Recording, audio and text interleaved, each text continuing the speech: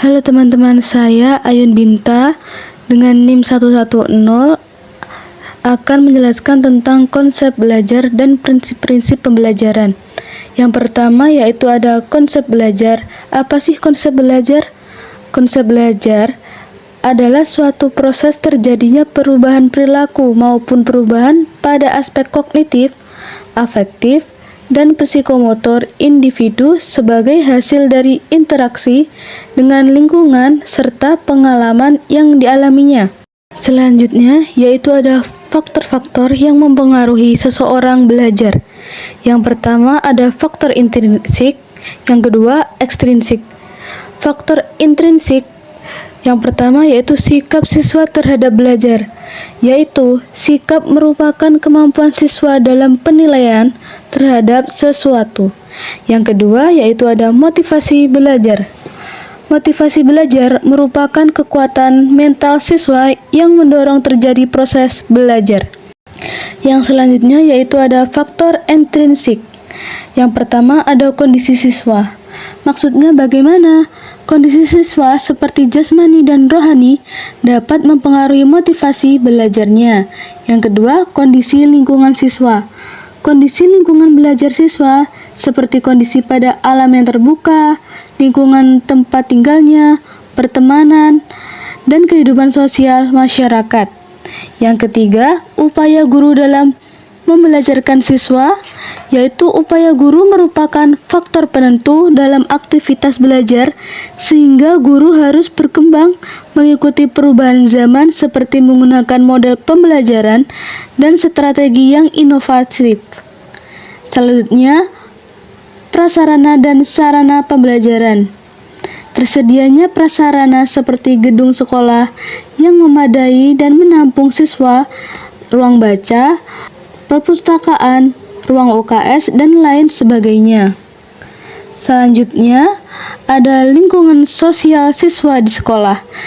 Sekolah dengan lingkungan sosial menjadi suatu kesatuan selama siswa berada di lingkungan belajarnya.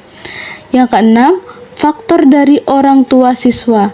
Faktor utama dalam lingkungan keluarga adalah bagaimana orang tua mendidik anaknya di rumah. Selanjutnya, pengertian belajar perilaku. Menurut teori belajar behavioristik, aliran tingkah laku, belajar diartikan sebagai proses perubahan tingkah laku sebagai akibat dari interaksi antara stimulus dan respon. Menurut psikolog, bahwa belajar ialah suatu kontrol instrumental yang berasal dari lingkungan. Selanjutnya yaitu prinsip-prinsip pembelajaran perilaku. Yang pertama ada stimulus. Belajar terjadi melalui hubungan antara stimulus dan respon. Yang kedua ada penguatan. Pemberian konsekuensi yang memperkuat perilaku agar lebih sering muncul. Yang ketiga ada hukuman. Sebagai konsekuensi yang digunakan untuk mengurangi atau menghentikan perilaku yang tidak diinginkan.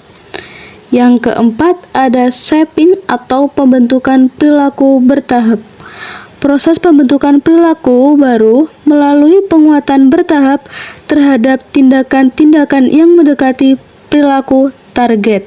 Selanjutnya ada kesegaran penguatan.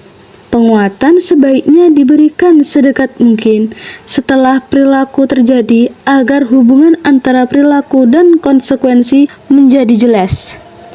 Selanjutnya ada primary dan secondary reinforcement, yaitu penguatan primer adalah penguatan yang memenuhi kebutuhan dasar biologis, sedangkan penguatan sekunder adalah yang terkait secara tidak langsung atau melalui asosiasi, misalnya pujian, poin, dan lain-lain. Selanjutnya yang ketujuh ada kepunahan, di mana bila sebuah respon tidak lagi diperkuat, lama-lama respon itu akan melemah dan akhirnya berhenti muncul.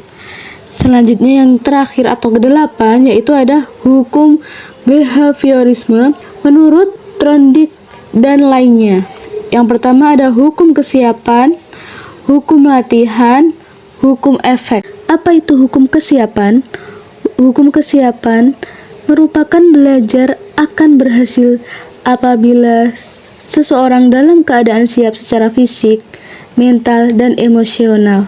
Selanjutnya ada hukum efek. Hukum efek jika suatu respon diikuti oleh konsekuensi yang menyenangkan atau puas. Selanjutnya, hukum latihan, di mana hubungan antara stimulus dan respon akan semakin kuat jika sering diulang dan akan melemah jika jarang atau tidak pernah digunakan. Sekian dari pembahasan materi saya. Terima kasih dan sampai jumpa.